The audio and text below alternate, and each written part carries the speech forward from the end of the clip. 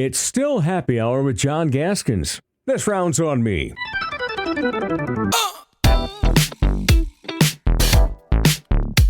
right, let's bring it home to here. We had our media days, we talked about them, and now we have first practices next week, and you'll be there. Are you going to be at both? Yep. Okay, back-to-back days? I think it's USD Wednesday, SDSU Thursday. I'm actually going to SDSU on Tuesday, too, because they're having the groundbreaking for their new soccer stadium. So that's on Tuesday. But, yeah, practice starts already. I mean, we always joke about it after the 4th of July, and, here we are. A couple weeks of goofing around, and now it starts. I'm looking forward to it. It's always one of my favorite days of the year. I'm kind of a football dork in that it's fun for me to just watch them practice, to go and the first couple days are – it's a little different now. The NCAA over the last few years has gradually allowed you to do a little bit more and a little bit more and a little bit more and a little bit more to now where it's almost like the NFL, where it's kind of year-round. The coaches are allowed to be around them a little bit more. They're able to do more stuff.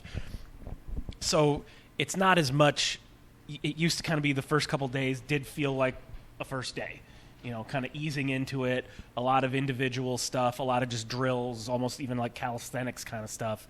Now they can kind of get right to – yes, they'll have indie sessions like they always do, but on the first day of practice, they will be running plays. They will be doing live – well, not necessarily live, but they will be – live-ish. Yeah, going over their actual schemes. So it's fun to watch. Every year there's always question marks, and they're always different. USD, obviously, everyone's going to be talking about the quarterback.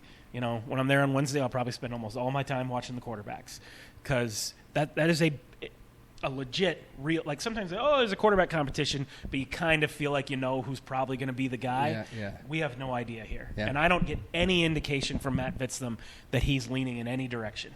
He said in the spring, there's 3 guys. They all 3 have an equal chance. All 3 do good things, and they've been even all through the spring. And he said, even if one guy had been great in spring, like way better than the other 2, and that didn't happen, but even if it had, that wouldn't have made the decision. He wasn't going to name a starting quarterback in April. They're going to come back in the fall and get right to it. And he kind of said the same thing to us at Media Day last week. We're looking forward to seeing what these guys do. It's going to be a battle. Did he give you a time frame on when he said he wanted to, because sometimes it's certainly before that, once you get to game week, where you start prepping for whoever your first opponent is. In their case, it's Central Connecticut, I believe. So we'll see how long it takes him. I'd have to go back to – I did ask him – look at really? That's a producer. Cordell remembers. Well, so that means those first few practices are going to be extremely important for those quarterbacks. Every single rep is going to be evaluated. And I don't know who I think it's going to be. There's Cremascoli's coming back. He's a senior who was backing up Aiden Bauman. Proctor, I think, is the transfer, is a 1-year guy. When Travis Johansson was still the coach, I kind of got the sense from Travis that he maybe favored Proctor a little bit. He never said that. That was just kind of my interpretation. But Travis is gone now, and Vitztham has not given me any hint like that. Yeah. And then there's the freshman. I can't remember his name. I can't either. It's a long name. That's why I don't remember it. Gone back and listened to. Yeah. Oh, my jet ski. I remember that because I asked Matt. It's my jet ski. That's okay. what that's how it's pronounced? Vitztham told us. Okay. That's easy. My jet ski. Like a jet ski? Yes. Oh, okay. Yeah. All right. But it's yours. But it's that's right. My first question for Vitztham last week was almost, how's your jet ski? Hoping he would say, what, my jet ski? Okay. Anyway. Well, that will be easy to remember. Abbott and Costello. But they clearly are really high on him. Yes. So he sounds, we're just parsing words. Sounds like the most upside guy. Yeah, there are guys you bring in that you're like, okay, this guy, maybe he'll have to play sometimes. And then there's guys that they're like, yes, we see this guy as a future starting quarterback. He's one of those guys. Is he now? We don't know. Right. But that's what will make practice immediately intriguing. You'll have stories. Trey Houchin is our USD football guy from the Mitchell Republic. They'll be there. Look for that stuff at SiouxFallsLive.com. Another interesting thing from the Yotes that I heard during Media Day, for one, just one final thing about quarterback, is what Vitztham said. You asked him what he's looking for, and so did I. That will determine this. And I don't think this was just lip service or coach speak. He basically said the little things that won't get them into trouble, specifically making the right checks at the line of scrimmage to make the right play call before the ball is snapped, or checking down in a situation that's the correct decision. He had one other one as well. That was just kind of, and especially those kinds of things on third down, which is kind of tough to replicate in practice, but they try. It's the critical, doing the little things right that prevent big mistakes in big situations. Well, when you look at USD's offense, that running back room is just absolutely loaded. Yeah. So there shouldn't be a lot of pressure on whoever the quarterback is. And their offensive line, I think, is going to be pretty good too. So he's big. Vitz is big on the offensive line. Yeah. So whoever wins the job, I can see it. If I'm the coach, I'm thinking this, just don't screw it up. We got Charles Pierre and Keandre Jones-Logan and the white guy, I can't remember his name, that came from Texas. They are really, really, really deep there. They're going to be able to run the football. So just don't screw it up. Don't throw interceptions. Don't turn the ball over. Make the right checks and reads. Hand it off to Charles Pierre. And when we have third and long on occasion, complete that pass. Yeah. Aiden Bauman, as great a quarterback as he was, he never had a 3,000-yard season. I mean, when things were going good for USD, he was throwing the ball between 15 and 25 times. They were not throwing the ball 40 times a game. And there's no reason to think they can't do that same thing. And if that's the kind of offense you have, then there isn't this oh, God, we need our quarterback to carry us. Right. They just need a quarterback to not screw up. And if he can make plays in addition, all the better. Yeah, and excellent point. Vitz made to illuminate the start of the season, because remember, they were 0-2 last year. They lost at Lamar, same game that they lost Charles Pierre. And then they started 2-3, and at one point they were 5-4 after their loss to Illinois Barely State. beat Northern Colorado. Kind of got lucky to win that. Could have changed their whole season. Right. 0-2, 2-3, and barely beating a terrible Northern Colorado team. But part, not all, but part of the equation was, as Vitz has mentioned every time he's had a microphone, that spring football season, 2025, was when you could still, there was a spring portal window, and you could just raid teams in the middle of, and he said Travis Johansson wouldn't be at some practices because he was dealing with a player leaving that he didn't know was going to leave until that morning because, and it was just chaos. And he said, so we get to field a team that actually practiced together in the spring and again in the summer. Right. So they feel like they can get off to a better start. They got Central Connecticut. Of course, they're going to go to Boise State. They've got a tough, we've all determined this is a tough Mo Valley schedule. But I think if they get off to a better start. Their schedule's pretty tough. Central Connecticut's not a dog. Right. They should beat them, but yeah, they're not a patsy. But they should play better. They should look better early on, and that could help their cause. And by the way, the defensive representative that they had at Media Day last week, I just went back and listened to this today. You and Marcus asking them questions, which is up there on the happy hour page at Sioux Falls Live. Nathan Lapiri, defensive lineman, this is the kind of things kids will say sometimes, and because it's Mo Valley and because it's the Coyotes, not a whole lot of people notice. But I noticed today, he's like, he said, I think we could be not just the best defense in the Mo Valley, but the best in the country. I'm sure he doesn't have a high degree of expertise on all the other defenses in some of the other leagues or even the Valley. But, it's a declaration that if an Alabama player said that at SEC Media Days, people would be like, whoa! Right. I do remember clocking that as okay, that's maybe a little much. But they've been really good defense. And there's nothing wrong with setting that as the standard. I mean, yeah. So, well, they had a great defense last year. They have a great defensive lineman in all-leaguer and Chris Dixon, who's coming back up front. And Matt feels really good about both lines, both offensive and defensive lines. I think the Yotes are going to be good. I get the sense some of the fans are kind of like, why is everyone picking the Jacks, and why aren't we getting picked? Well, because you lost a great starting quarterback, and you have your third coach in 3 years. Yeah. But nobody thinks you're going to suck. Right. The Valley's good. Just because you got picked third or fourth or fifth in the Valley doesn't mean people are saying that you're going to go 5-7. And some people you go by the schedule. You actually go through wins and losses. But I expect USD to be a playoff team. Yes, absolutely. And I will not be surprised if they're a 9 or 10 win team. Yeah. Like I said, I do think SDSU deserves to be there's a reason they were the overwhelming number one pick. They have the most talent coming back. But that 2 through 6, you could throw those names in a hat and So the Jacks, meanwhile, they're number 1, and they've got the returning quarterback, and so we're still tied at 1 in the top of the ninth, watching the Twins in real time, and they nearly hit a home run with 2 outs in the top of the ninth to take a 2-1 lead. That was Cody Clemens, but it went to the warning track and was caught. So we go mid-9 tied at 1, trying to split the Indians. Guardians, how dare you? God, I keep this is fourth time in the last 3 weeks. I can't stop. I don't know. How long has it been? 5 years? Whatever. I have no idea. I'm not doing that as a protest. I literally just keep forgetting that they're the Guardians. They're the Indians to me. It's not a protest. Okay, so we know who the quarterback is with the Jacks, which means that immediately makes them from a preseason, I'm going to practice to check this team out, angle, not as sexy of a team. But what are you very curious to see at their first practice and subsequent? Maybe this will sound boring, but the offensive and defensive lines. They got a lot of guys back on the offensive line, but if you remember at the end of last year, they were moving guys around because they weren't happy with how the offensive line was producing. I'm interested to see how they decide to play that out, how much competition there is there, because there's a lot of guys who played but aren't necessarily, like Quentin Christensen is locked in as the left tackle. We know that. But some of those other spots, how up for grabs are they? Where's Shane Willenbring going to play? Some of these other guys. That's something I'll be keeping an eye on. And the defensive line. We've talked about it ad nauseum. When this team was winning national championships, they were 8 to 10 deep on the defensive line. Last year, through a combination of injuries and just not being as deep, they weren't able to do that, and you saw what happened. They weren't as good. They gave up 50 points to Montana in the playoffs. This is a team that gave up like 100 points the entire season in 2023. So that was a big point of emphasis for Dan Jackson.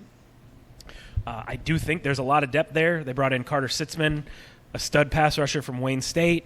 They brought in some defensive tackle from Minnesota State Moorhead. There's just – and Reese Kirschenman comes back from injury. They're a lot deeper on the defensive line. I'm interested to see how that goes. How deep can they be? Can they be 8 to 10 deep like they were in the heyday? And then, there's going to be competition at other spots where like wide receiver, tight end, linebacker. Those aren't question marks per se because there's so much depth, but who's going to play? Who's going to start? Yeah. All 3 of their starting linebackers are back, but they brought in Jess Kirchhoff, the NSIC Player of the Year, and everyone's raving about him. So what that tells me is that the 3 returning starters have to win their job again. There's other guys. Wow. There's Bryce Johnson is still there. Kyton Fife is still there. There's all these guys that are, like I said, there's 3 starting linebackers coming back, and I think all 3 of those guys still have to win their job. And then like wide receiver, you got Lofton Ogroski comes back, and Jack Smith took a big step up. Thank you. Well, Graham Goring's still there, and Sammy Dressy and Landon Delaney. Reese, I think at Osgood, they transfer from Iowa. Yeah. There's just one after another, and the same thing at tight end. So much depth there. And then I think at running back, that position, last year they had Julius Loffridge, a senior who was very good but was not explosive. Not a home run. Yeah, he was kind of a hitter. A ram, battering ram sort of guy. And I'll just interject. After so many games are like, where are the explosive plays? Where are the explosive plays? And Dan Jackson would say, most of the times, he tries to be very nice and not call anybody out. But, some plays a lineman misses a block, or perhaps the running back missed a hole, didn't know where to go. Mm-hmm. Well, so it was Julius Loffridge, a senior who was very good but not explosive, and then 3 freshmen who were freshmen. They were still figuring it out. Well, all 3 of those guys are back. How explosive are they going to be? And then you bring in Ramon McKinney, the transfer from Division II, was a 1,000-yard guy. How explosive is he going to be? Is he, Angel Johnson, Amar Johnson good? I don't know. Yeah. We'll see.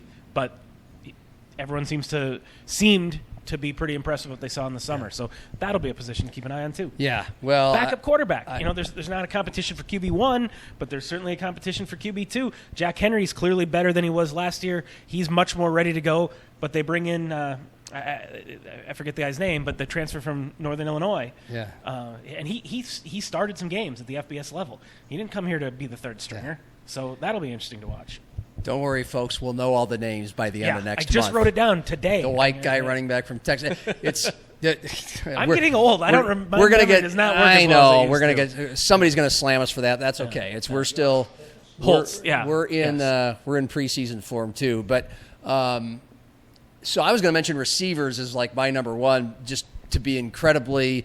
Didn't even mention Jace Woods, the freshman coming in from Washington. Oh my God! I mean, okay, yes, and I think he's ready. He's got the body and the maturity that's ready to play college football right now. His brother got an offer from Ohio State today. His brother, Noah Woods, basketball, right? Yeah, Ohio State, Wisconsin, and Nebraska so far. Yeah, we knew the Cyclones would be coming after both the Huskers and the Hawkeyes were. No, Ohio State. Ohio State. Yeah. Well, I'm sure. I'm sure TJ's on him too. I'm sure TJ's on him as well. So that's crazy. But Jace Woods just add to that room. I mean, it sounds, I don't know, superficial or whatever, but I just think receivers it's a glitzy position, and I think there's going to be a lot of glitz there. I mean, I'll go out on a limb. Running back spot is unproven when it comes to home run hitters, and that was a problem last year, and that hurt the explosive run game, but it also hurt, to a degree, a chance of an explosive pass game, and certainly so did, once Chase Mason was hurt. But one of those games Chase Mason did not play was a breakout play right away, right at the start of the game for Jack Smith from Lincoln. He has some serious wheels, and we saw it over and over again, a bunch of 60, 70, 80-yard touchdowns at Lincoln, just catching like bubble screens or tunnel screens. And then Landon Delaney didn't even hit the field, and we saw him, he's the fastest guy in the state, literally a state track champion. We saw 60, 70, 80-yard touchdowns from him in high school. Usually at SDSU, if they're doing that in Class AAA in South Dakota, they're going to be doing it at South Dakota State. Griffin Wilde did that a while back. I mean, go back to these aren't receivers, but Taryn Christian, Austin Sumner, usually translates to a high level when they were that high level at the highest level high school here. I can't wait to see what more Jack Smith has up his sleeve. But, of course, at the top of the list is Lofton Ogroski. He emerged as a freshman last year as the best in that group. 2 years ago as a freshman. Last year was kind of supposed to be his breakout year, and then he got hurt. He was a sophomore last year? Mm-hmm. Okay, forgive me. Well, he played as a true freshman in 24. Okay. And that was when it was kind of like, geez, this guy's pretty good. Yeah. And then last year he got hurt early in the season and then got hurt again right when he came back. So I'm not going to declare like, hey, South Dakota State's going to win the national title. I think they're the likeliest to win. I would agree with being them the preseason favorite in the Mo Valley. Certainly not predicting a primrose path. But I expect a lot of big offense this year. They're going to have a lot of explosive plays. They're going to be way more fun to watch and full of more highlights, long touchdowns and long plays.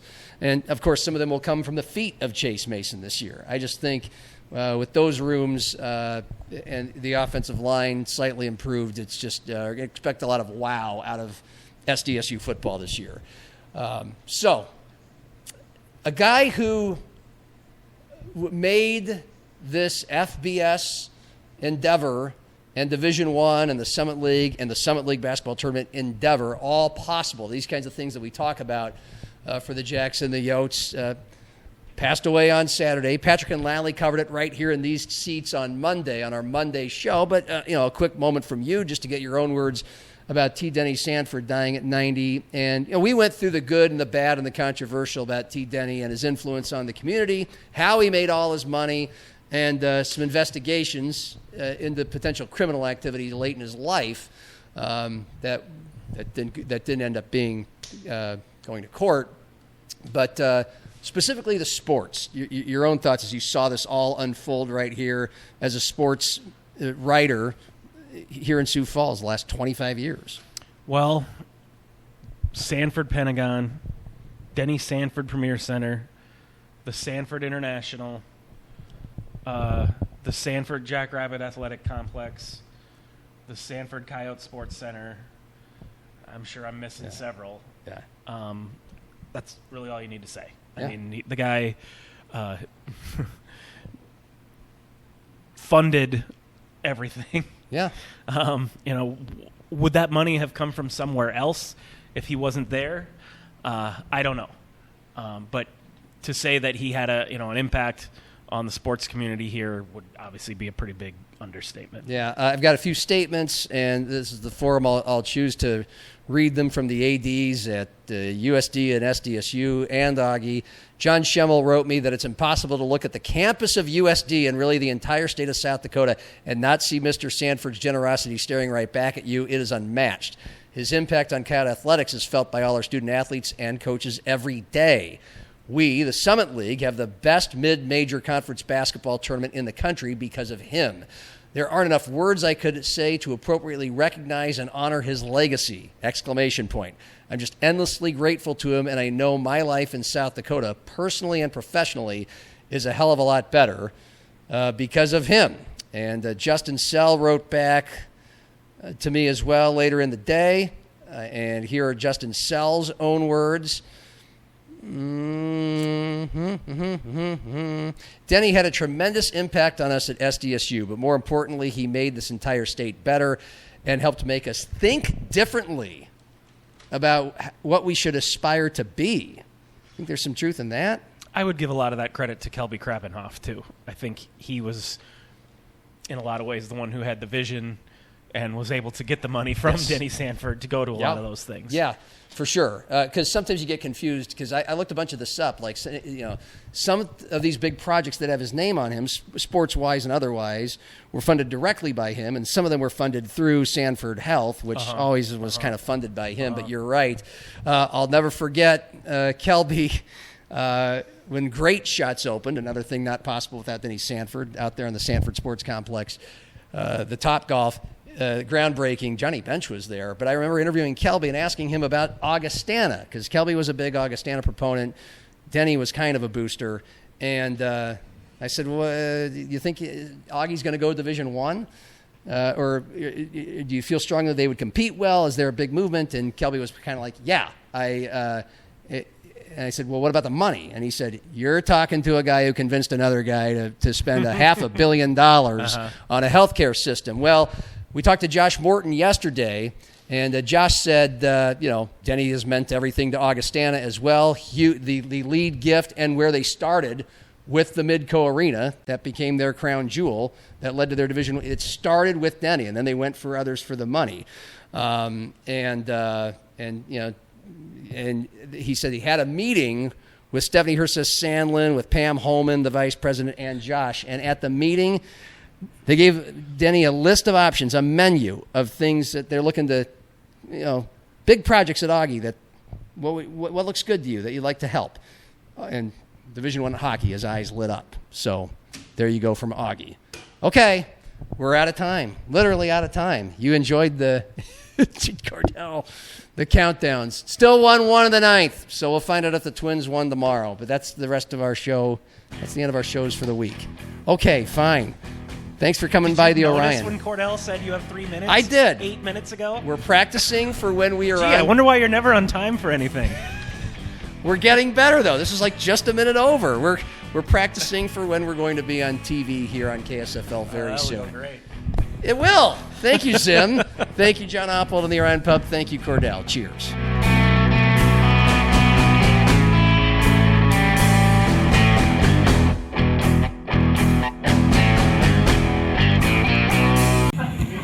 Why are you laughing? That was a terrible outro. You. You guys need a round of drinks? Yes.